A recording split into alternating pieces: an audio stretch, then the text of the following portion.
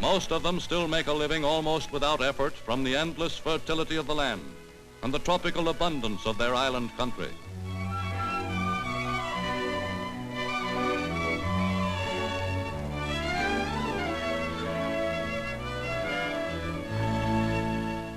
During 4 decades of American rule, more money has been spent on public health and education than on any other function of government. Gradually being eliminated is a once almost universal illiteracy. In every village and town today, there is at least a primary school, and much of the teaching is modeled on U.S. methods of progressive education.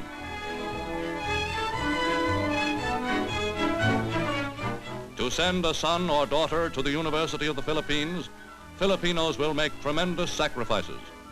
For the consuming ambition of every family is to have at least one boy or girl graduate into the ranks of some respected business or profession.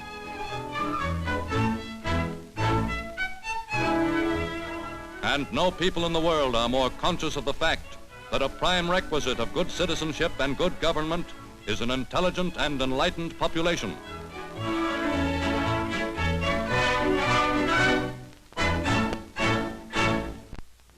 Despite the generosity and tolerance of U.S. administration, still a hero of the Filipinos is 71-year-old Emilio Aguinaldo, leader of the bloody insurrection against American occupation, which for 2 years up to 1901 kept the islands in a constant state of war.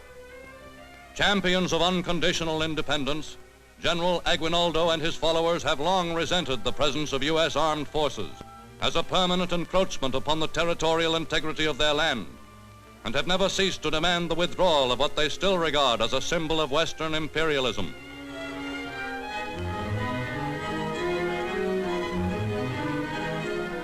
For 25 years, loudest voice and self-appointed leader of the Philippine independence movement has been Manuel Kazan.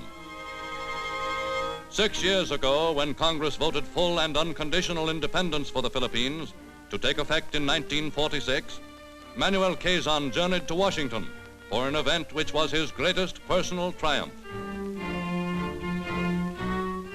For his services in the fight for freedom, a grateful people elected him the first president of their new Commonwealth, soon to become a sovereign state. Not until the inauguration of Manuel Kazan did Filipinos fully realize that 1946 would mean not only the withdrawal of U.S. High Commissioners and Governors General, but that from the date of their final sovereignty, they must face a grave new responsibility, the preservation and protection of the independence they had won. In order to establish some measure of national defense, the Filipinos have adopted compulsory military training and an armament program which calls for the expenditure of $8 million a year for the next 6 years. By 1946, they hope to have an army of 10,000 regulars and 300,000 reserves, all of them equipped with modern weapons from U.S. arsenals, gun factories, and ammunition depots. And its officers and men are being trained in U.S. Army strategy and tactics.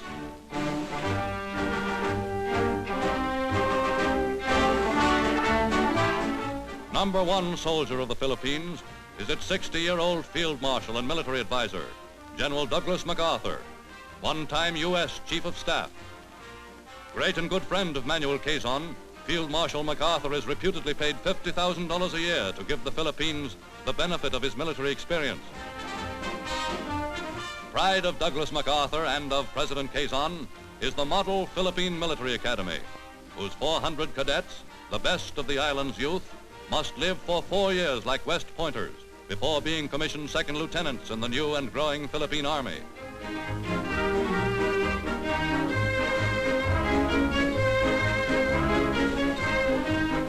Here the young Filipino first learns that his new nation is essentially defenseless against any attack in force by a naval power, that the island's best defense is their long-range coast artillery, able to harass an invader, but unable to prevent an invasion.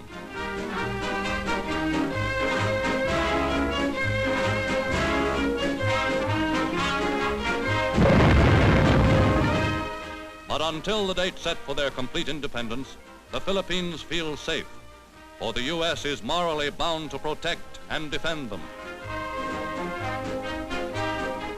Since September 1939, the U.S. Army Air Corps has more than doubled the number of its planes and personnel in the Philippines. Today, U.S. Far East defenses include the latest types of military aircraft, fighters, reconnaissance planes, and fast bombers.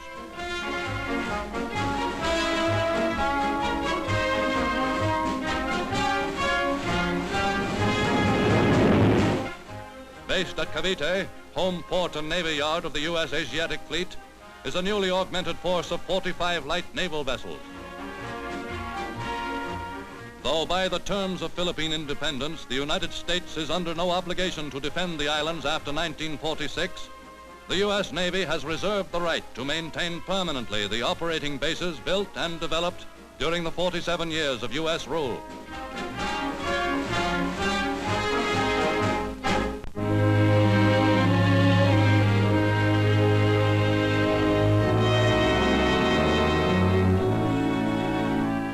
For 2 decades, a constant source of concern to Americans and Filipinos alike has been the steady and persistent economic penetration of the islands by their hard-working and ambitious neighbors, the Japanese. Subsidized by their government, Japanese immigrants, despite restrictions imposed upon foreigners, have managed to gain a firm foothold in Philippine business and commerce, now control 35% of all retail trade. Today in Far Eastern waters, Japanese merchant ships have replaced British and Scandinavian cargo carriers, called home to the war. Though by law foreigners may acquire no real property in the Philippines, whole Japanese colonies have sprung up throughout the islands, on land bought or leased through dummy transactions. In the province of Davao, Japanese settlers hold more than half the arable land, and throughout the entire Commonwealth they outnumber U.S. colonials 5 to 1. Today in Manila, there are many who believe that a Japanese 5th column, an advance guard for occupation of the Philippines, is already at work under the leadership of Benigno Ramos, chief of the Ganap Party, whose main appeal is its crusade for immediate and unconditional severance of all U.S. ties, political and economic. Since its leader's return in 1938 from 3 years of self-imposed exile in Japan, the Ganap Party has consistently heckled both Philippine and American officials.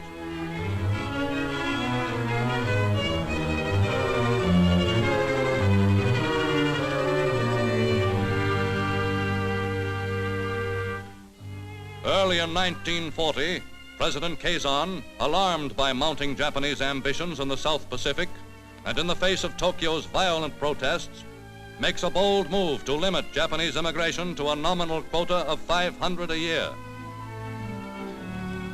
Overnight in the Philippines rises a new political faction, the Civic League for Re-Examination, which many believe has Kazan's silent blessing.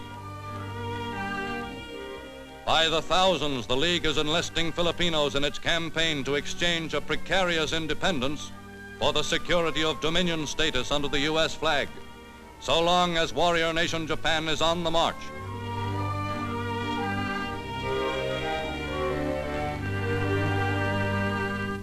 In Washington, President Kazan's emissary, the Philippine resident commissioner, Miguel Elizalde, long a lobbyist for independence, today is quietly seeking U.S. assurance that the Philippines will not be entirely cast adrift. On Capitol Hill, the Senate Committee on Insular Affairs, chairman by Maryland's Millard E. Tidings, hears that it may soon be asked to reconsider the whole question of Philippine independence. We're committed to a policy of complete independence for the Philippines. They've asked for it. They must decide now.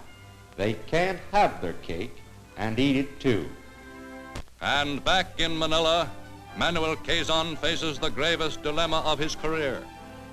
For he, above all others, has championed the cause of a free and independent Philippines.